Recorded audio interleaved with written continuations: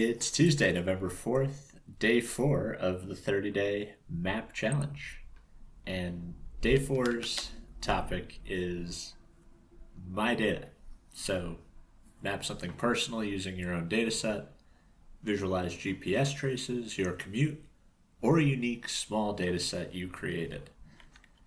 So I went for a walk this morning and created this unique small data set of American sycamores along the East Branch Brandywine Creek Trail.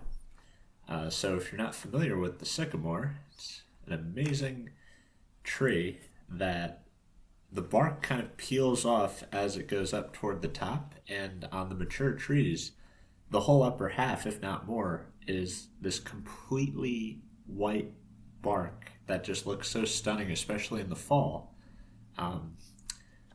which is why I decided to make this map. And it's also something we might revisit during the accessibility challenge, because this is a nice paved trail and multiple parking lots, so very accessible and really just incredible, right along the East Branch of the Brandywine here. And kind of inspired by the Wyeth painting here, Pennsylvania landscape, pretty famous painter in the area, and this is an American sycamore with kind of a compilation of the Pennsylvania landscape behind it. So instead of clicking through all the steps, I had to use ArcGIS field maps to gather those points and photos in the field. So let's take a quick look at the how-to process to create a map to bring out into the field in ArcGIS Online.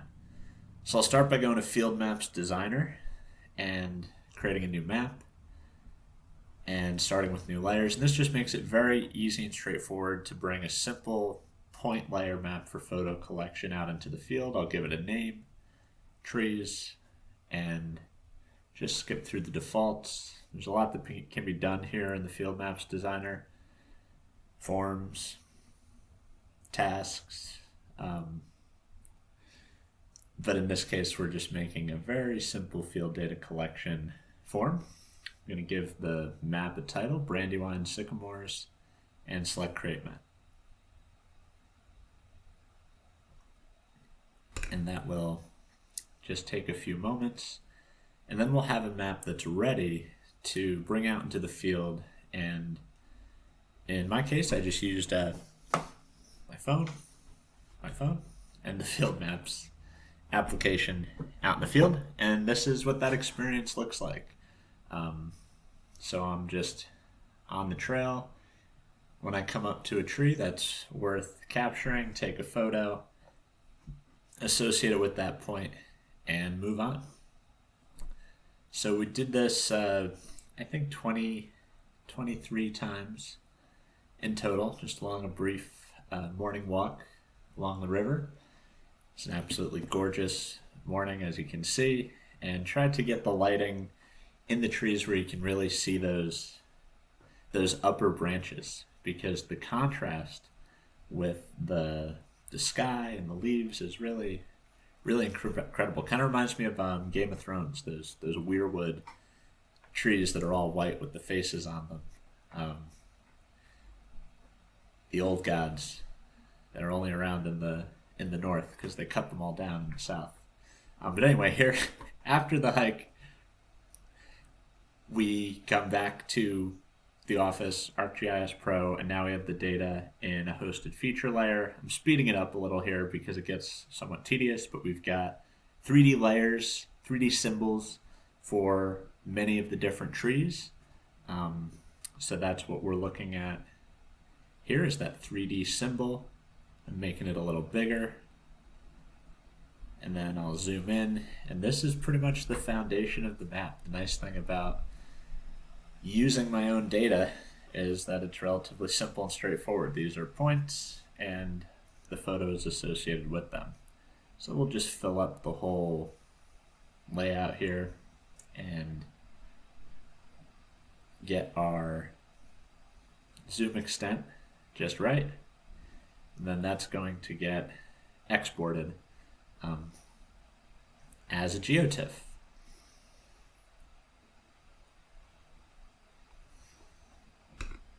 Now here in in Inkscape.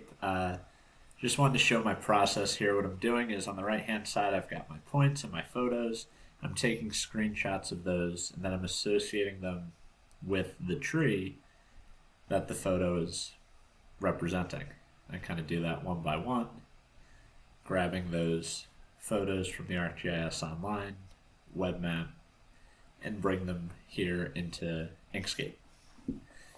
So like I mentioned before, may do some additional work with this as a theme, accessibility, or kind of a makeover where we make this kind of production quality, or move on.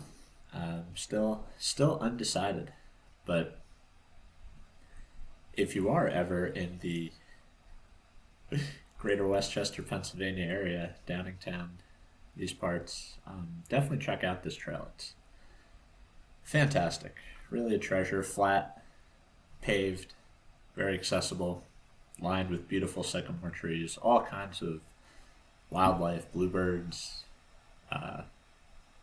deer, your typical East Coast fauna, foxes, maybe even a black bear, although I haven't seen one down in these parts, not yet. So the photo placement can get a little tedious, that's why I sped this up. We notice kind of a pattern that the sycamores are denser toward the northern side of the trail, where it gets closer to the river because they like a lot of water. I believe you'll only find the American sycamore where it has an abundant water supply, which is why we find so many right along the east branch of the Brandywine Creek. So the idea here is that you have a map that you can zoom in and see the photos in pretty good quality. Had to sacrifice a little bit of that quality for the upload to LinkedIn because of the 6,000 pixel limit. But if for whatever reason you really like this map, feel free to shoot me a message and I'll be happy to send you the full version. Okay, so this is an amazing tree. I just threw this in the video because I was blown away by how beautiful this was. It's not a sycamore. This is an oak tree in full color whose trunk is completely covered with ivy. And the leaves were coming off of it in the breeze. So I just figured I would share this because it's probably the most amazing footage of a tree I've ever taken. Again, the entire trunk covered in green, and then the leaves coming off of it, the whole top lit up, and here's the leaves just in the wind, filling up that little low area there. You can catch a little stream. There's some of the younger trees, but just a gorgeous, gorgeous fall morning. And this tree in particular is just extraordinary. Look at that. Ivy all the way up into the top, and then that beautiful, beautiful color, full of leaves. Probably only be like that for a few more days. So that's really the how-to. Field maps, field, office. Now we've got a map. Pretty straightforward. And what's great is I've got these features, and I can continue to explore the photos and do things with this. So great little inspiration from the 30-day map challenge to get me started on some local GIS data sets. So that's going to do it for today's video. I'm going to go ahead and check off day number 4, and I will see you tomorrow, hopefully, for day number 5, Earth. Thanks for your time.